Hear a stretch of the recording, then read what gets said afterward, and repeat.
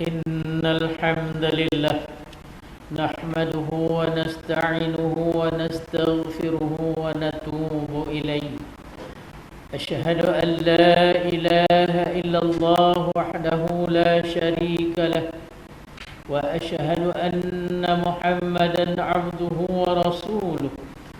اللهم صل وسلم على نبينا محمد وعلى آله وصحبه ومن دعا بدعوته إلى يوم الدين. أما بعد، فيا عباد الله اتقوا الله، أوصيكم ونفسي بتقوى الله وطاعته لعلكم تفلحون. أعوذ بالله من الشيطان الرجيم.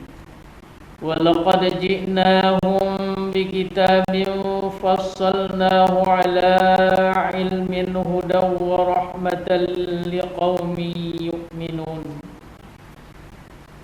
Saudara sidang jemaah-jemaat yang dirahmati Allah, saya berpesan kepada diri saya dan kepada tuan-tuan sidang jemaah sekalian, marilah kita bertakwa kepada Allah Subhanahu wa ta'ala, yakni dengan melaksanakan suruhannya dan menjauhi segala larangan dan tegahannya.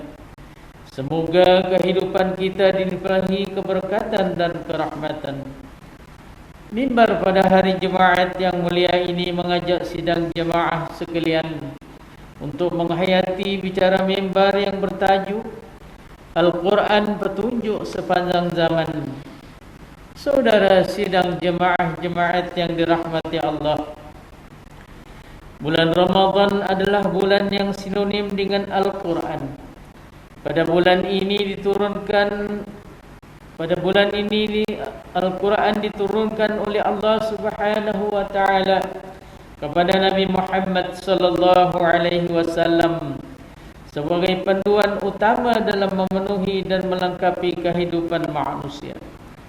Kedudukan Al-Quran sebagai mukjizat teragung bukan hanya untuk memandu manusia ke jalan yang benar semata-mata, bahkan menjauhkan manusia daripada terjerumus ke lembah kesesatan. Renungkan firman Allah Subhanahu wa taala di surah Al-Baqarah ayat 185 yang berbunyi, A'udzu billahi minasyaitonir rajim. Syahrul Ramadan alladzi unzila fihi al-Qur'an hudan lin-nas wa bayyinatin minal huda wal furqan. Sadaqallahul azim, yang bermaksud masa yang diwajibkan kamu berpuasa itu ialah bulan Ramadan yang padanya diturunkan Al-Quran menjadi petunjuk bagi sekalian manusia dan menjadi keterangan-keterangan yang menjelaskan petunjuk dan menjelaskan perbezaan antara yang benar dan yang salah. Beberapa hari sahaja lagi kita akan menyambut kedatangan Ramadan Al-Mubarak, bulan yang amat dirindui dan dinanti-nantikan oleh orang-orang yang bertakwa. Bagaimana agaknya persediaan Al-Quran kita dalam menyambut bulan Ramadan ini? Apakah kita telah membudayakan pembacaan Al-Quran dalam jadual seharian, atau masih tidak indah akan kepentingan membaca dan memahami Al-Quran? Ayo kita persiapkan minda, jiwa dan roh untuk menjadikan Al-Quran sebagai tetamu utama sepanjang bulan Ramadan. Lihatlah bagaimana kesungguhan Nabi Muhammad sallallahu alaihi wasallam dengan Al-Quran. Setiap kali tibanya bulan Ramadan, baginda akan mengulang kaji bacaan Al-Quran dengan malaikat Jibril alaihissalam.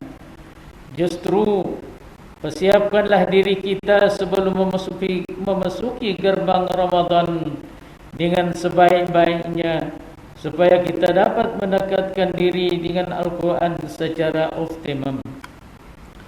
Saudara sidang jemaah-jemaah yang dirahmati Allah, Al-Quran berperanan besar dan pelengkap dalam memenuhi aspek-aspek kehidupan manusia. Ia bukan sahaja membina akidah yang sahih dan mantap, bahkan mensejahterakan minda, memisahkan antara perkara yang hak dan yang batil, membentuk dan mencurahkan kehidupan berdasarkan ilmu serta memandu manusia dalam mengatur dan membina sebuah sistem sosial yang sempurna. Dalam pada itu, Al-Quran juga turut berperanan dalam pembentukan institusi kekeluargaan, memelihara dan memelihara alam sekitar, sistem kejaranan, kemajuan sains dan teknologi, sumber kuasa elektrik dan air, sistem pendidikan, keharmonian dan kesejahteraan rakyat, dan apa sahaja yang perlu dan mendesak dalam kehidupan manusia di atas dunia. Inilah kehebatan Al-Quran yang diturunkan di bulan Ramadan yang mulia ini, yang merupakan jantung kehidupan umat Islam sepanjang masa. Peranan Al-Quran ini tentunya memberi impak yang besar dalam sistem pengurusan dan takdir urus kehidupan manusia. Panduan daripada Al-Quran sememangnya adalah yang terbaik. Justru jadikanlah Al-Quran sebagai rujukan utama, dan bukan hanya memberi tumpuan dalam pembacaan Al-Quran semata-mata tanpa mengambil manfaat daripada intipati Al-Quran itu sendiri. Saudara sidang jemaah-jemaat yang dirahmati Allah, sesungguhnya memuliakan Al-Quran adalah satu keutamaan, namun masih terdapat dalam kalangan masyarakat yang tidak peka dan bermain-main dalam isu memuliakan Al-Quran. Antaranya yang pertama ialah kurang membaca Al-Quran dalam menempati kesibukan dunia. Janganlah terlalu berlalu satu hari dalam kehidupan kita tanpa memberi masa kepada Al-Quran. Amat malang dan rugilah mereka yang diberikan kesihatan dan akal yang sihat oleh Allah Subhanahu wa taala, tetapi tidak mampu mengatur masa dan ruang untuk Al-Quran. Hari demi hari, bulan demi bulan, semuanya berlalu tanpa lidah digerakkan dan dibasahi dengan bacaan ayat-ayat suci Al-Quran. Kedua, tidak gemar melihat dan memerhati Al-Quran, sama ada dalam bentuk mushaf, aplikasi Al-Quran dalam telefon pintar, gadget dan seumpamanya. Yang ketiga, tidak suka mendengar ayat-ayat suci Al-Quran yang diperdengarkan. Yang keempat, tidak mahu menghafal atau menambah hafalan. Yang kelima, tidak percaya atau rasa keberatan menggunakan ayat-ayat Al-Quran sebagai rawatan alternatif dalam penyembuhan penyakit di samping perubatan moden. Yang keenam, tidak mahu fikir untuk melihat isu-isu kehidupan melalui minda Al-Quran.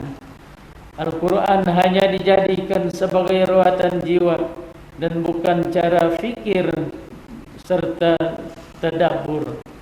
Dan yang ketujuhnya, tidak mahu menjadikan Al-Quran sebagai panduan dalam kehidupan berkeluarga, sistem keuangan, penjagaan alam sekitar, pengurusan takbir urus, pengendalian jenazah, dan setiap lapangan kehidupan. Renungi hadis yang diriwayatkan oleh Imam Al-Tirmizi daripada Ibnu Abbas radhiyallahu anhu bahwa Rasulullah sallallahu alaihi wasallam bersabda, "Inna zi laisa fi jawfi syai'un fil minal Qur'an kal baitil harib," yang bermaksud orang yang tidak ada dalam dadanya seputung pun ayat Al-Quran adalah seperti rumah yang ditinggalkan kosong. Saudara sidang jemaah-jemaat yang dirahmati Allah, sebenar menyambut kedatangan bulan Ramadan yang mulia ini, marilah kita mempersiapkan minda dan jiwa kita untuk memberi perhatian lebih kepada Al-Quran, tingkatkan mutu dan kualiti pembacaan, tambahan koleksi hafalan ayat-ayat suci Al-Quran, dan berusahalah memahami Al-Quran melalui bacaan, terjemahan, tafsir dan tadabbur makna.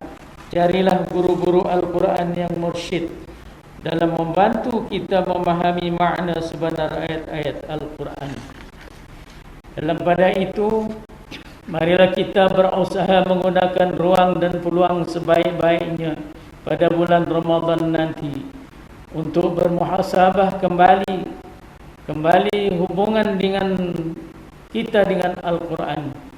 Latihlah diri dengan ketaatan.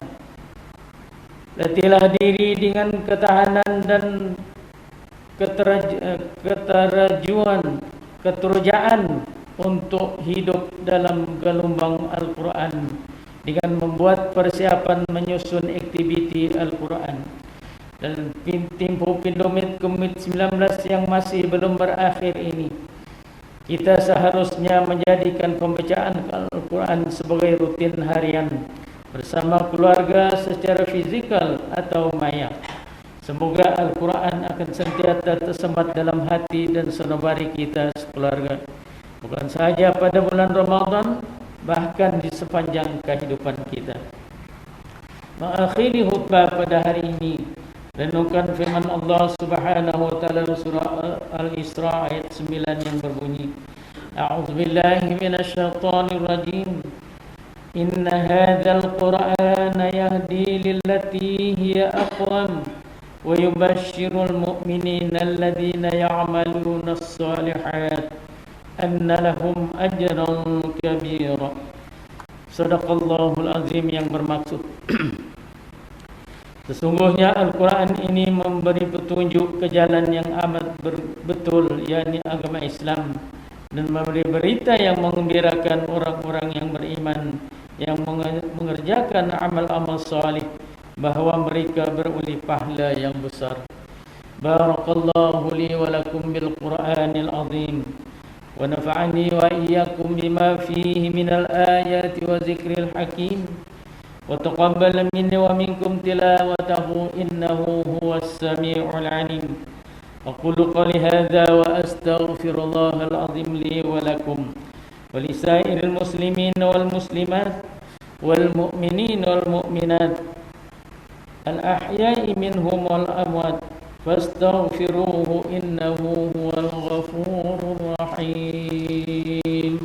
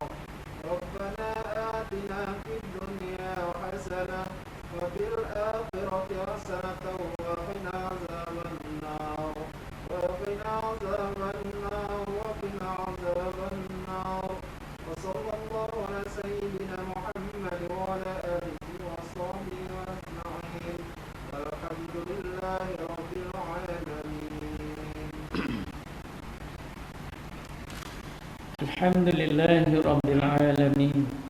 Wassalatu wassalamu ala Sayyidina Muhammadinil Amin wa ala alihi wa ashabihi tahirin wa man tabi'ahum bi ihsanin ila yaumiddin.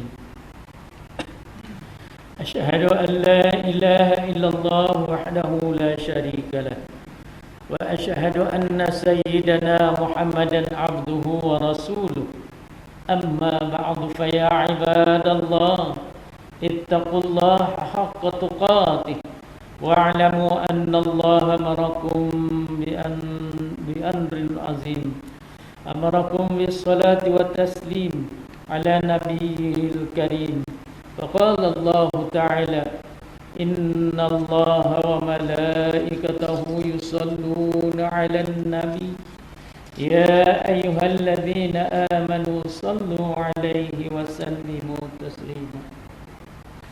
اللهم صل وسلم على سيدنا محمد وعلى آل سيدنا محمد كما صليت على سيدنا إبراهيم وعلى آل سيدنا إبراهيم، وبارك على سيدنا محمد وعلى آل سيدنا محمد كما باركت على سيدنا إبراهيم وعلى آل سيدنا إبراهيم في العالمين إنك حميد مجيد. وارض اللهم عن الخلفاء الراشدين وعن بقية الصحابة أجمعين وعن التابعين وتابع التابعين ومن دعهم بإحسان إلى يوم الدين، وارض عنا معهم يا أكرم الأكرمين. اللهم اغفر للمسلمين والمسلمات والمؤمنين والمؤمنات الأحياء منهم والأموات. اللهم أعيد بدوام التوفيق والهداية والصحة والسلامة Malikana ke bawah duli yang maha mulia Sri Duka Baginda yang di-Batuan Agung As-Sultan Abdullah Riayatuddin Al-Mustafa Billah Shah Ibni Al-Marhum Sultan Haji Ahmad Shah Al-Musta'in Billah. Wa kadzalika ke bawah duli yang maha mulia Sri Duka Baginda Raja Permaisuri Agung Tunku Haja Aziza Aminah Maimunah Iskandaria binti Al-Marhum Al-Mutawakkil ala Allah Sultan Iskandar Al-Hajj.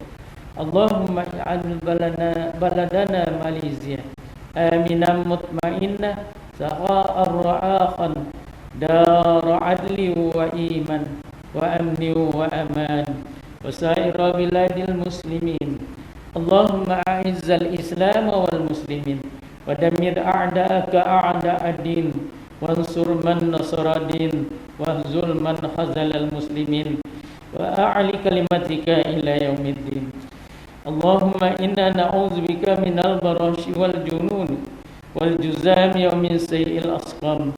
Ya Allah, jadikanlah kami hamba-hambamu yang taat untuk melaksanakan kewajiban salat, membayar zakat kepada pusat pungutan zakat Majelis Agama Islam wilayah Persekutuan Fizit Mawid, dan menginfakkan harta melalui ibadat